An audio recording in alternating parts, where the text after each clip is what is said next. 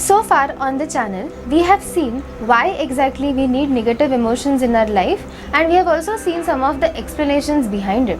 But at the same time, the fact remains that negative emotions do pose a big obstacle to many of us.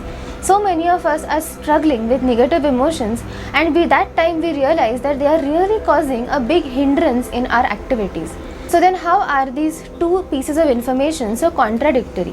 So if negative emotions are supposed to be helpful for me, why are some negative emotions actually increasing my miseries? Now here is where REBT comes up with a very fresh and new approach, where it says that negative emotions can then further be divided into two types. So today's video's focus is going to be me explaining these two types of negative emotions and how one of them is actually helpful for us and one of them is not. So let's start, let's go.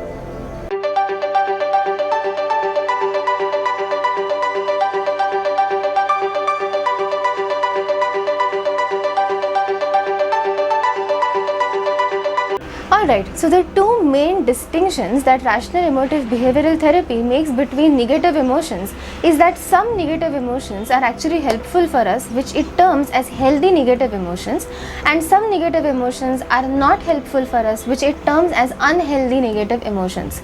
So at the outset, when you listen when you hear that something is healthy or unhealthy, what is the first thing that comes to mind? That the healthy counterpart is something that I need, something that I want, whereas the unhealthy counterpart is something that I don't want and I don't need it in my life. My life would be definitely better if it weren't in it. And we are going to be looking at each one of them by taking one example.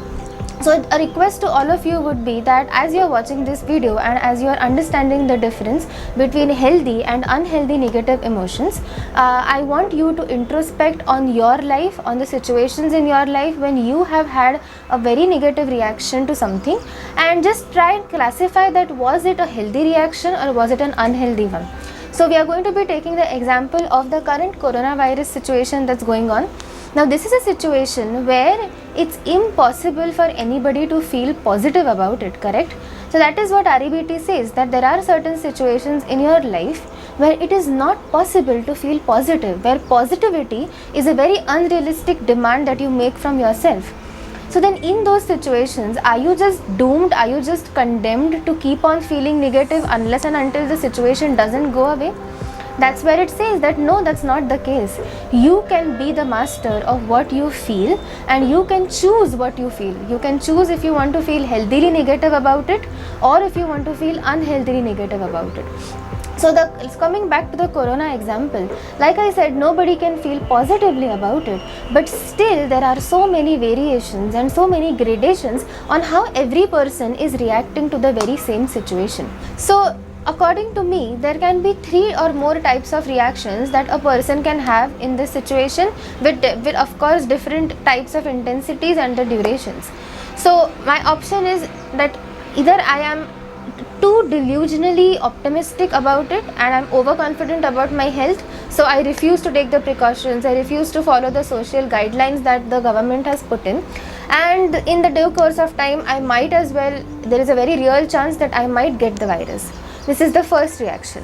The second reaction is where I am intensely negative. I am so worried about it that thinking about the situation or reading news, watching news makes me extremely stressed. It makes me anxious.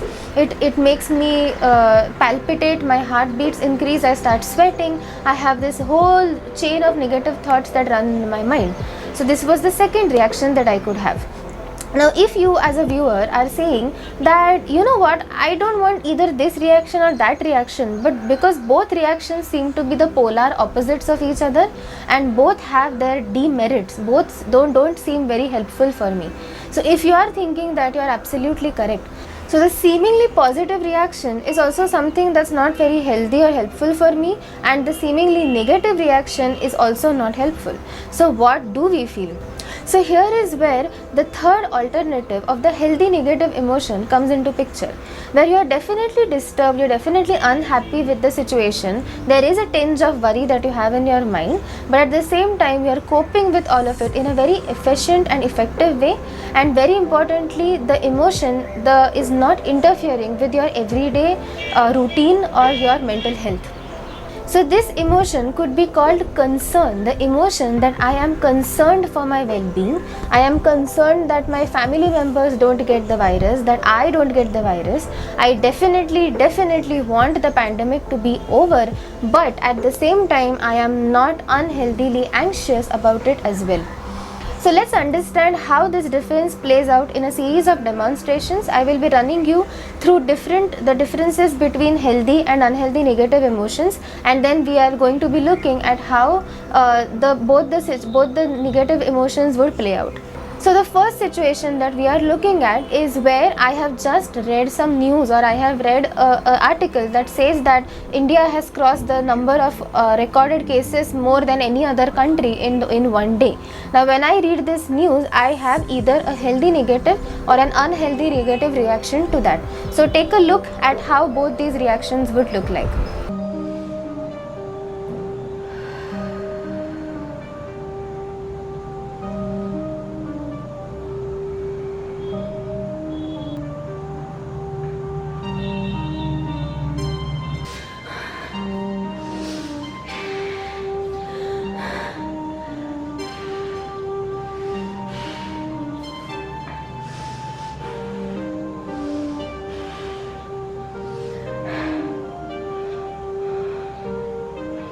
Alright, so could you understand a very clear-cut difference between my two reactions? Well, in the first situation, I was definitely unsettled and I was nervous about what I had read. In the second situation though, I was completely off the rails. I had no control over my emotions, rather the emotions were controlling me. So this is the very first distinction between healthy and unhealthy negative emotions, that unhealthy negative emotions are extremely overwhelming. It feels as though somebody has tied ropes around your legs, and just imagine if someone were to do that, how restricted would your activities be, how frustrating that entire experience would be for you. So while unhealthy negative emotions do that to you, healthy negative emotions don't feel like somebody has tied ropes. They are much less in their intensity and they are not overwhelming. You are still in control of them rather than them controlling you. So this was the very first distinction. Let's move on to the second one. So the second distinction between the two emotions is that one is time compliant whereas the other is time defiant. Now what I mean by time compliant or time defiant is an emotion that persists only as long as the situation is something that I would call time compliant. So if you are able to change your adversity, you go ahead, you change it, and the emotion also goes away with that. And if you are not able to change it, you do some modifications in your thoughts, which is why the emotion again goes away.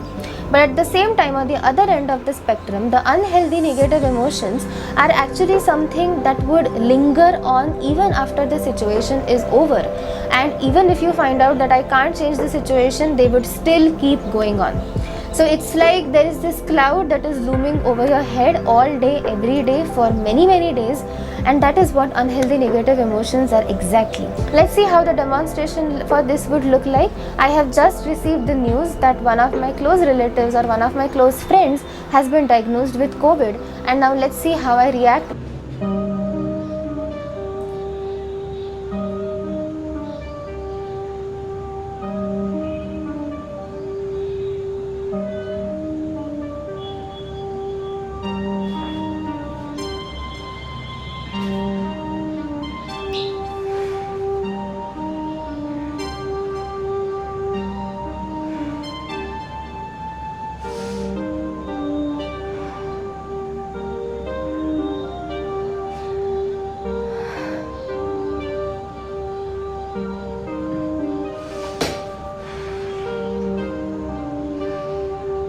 Moving on to the third distinction between healthy and unhealthy negative emotions.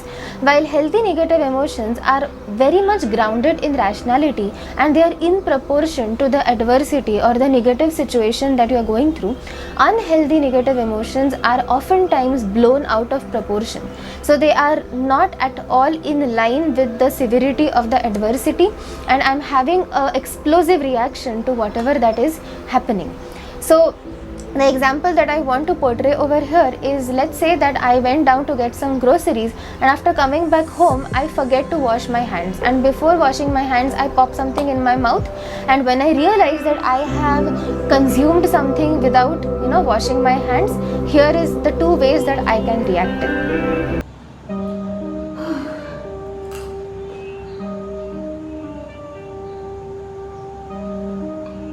Oh shit, I did not wash my hands. Okay, first.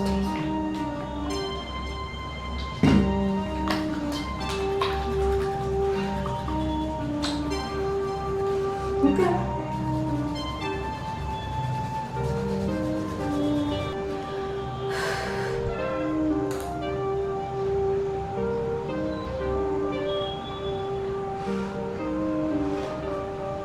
No.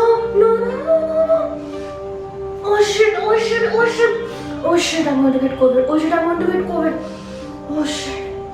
No.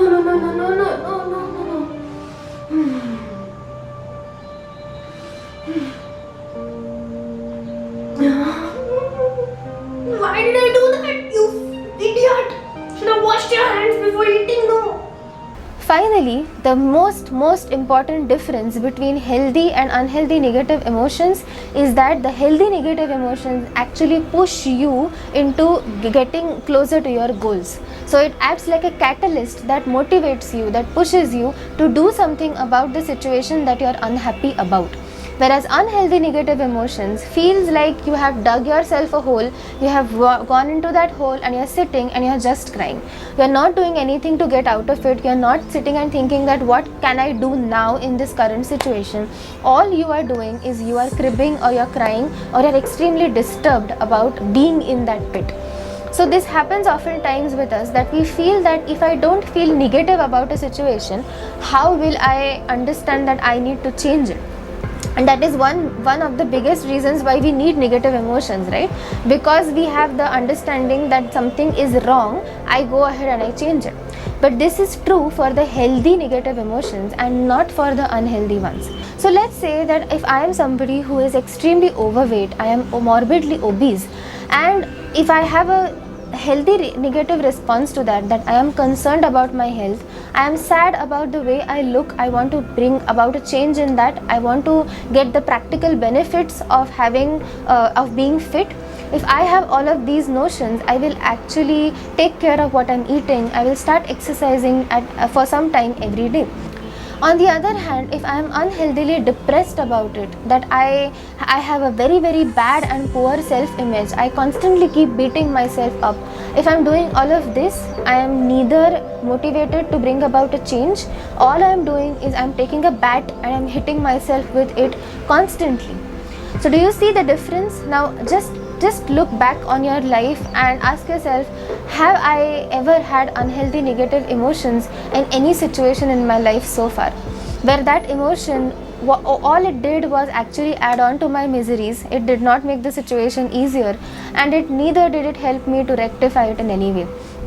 So take a moment, think back. If something does come to your mind, now ask yourself, was there a healthier way that I could have responded? Was there a healthier emotion that I could have felt? If the answer is yes and you're wondering how do I do that, stay tuned on the channel, because very soon I am going to be making a new video where I would be talking exactly about this. So that's it for today. I hope that this video was informative and it was interesting at the same time to watch, and I do hope that you introspect on the type of emotions that you feel whenever there is a negative situation in your life.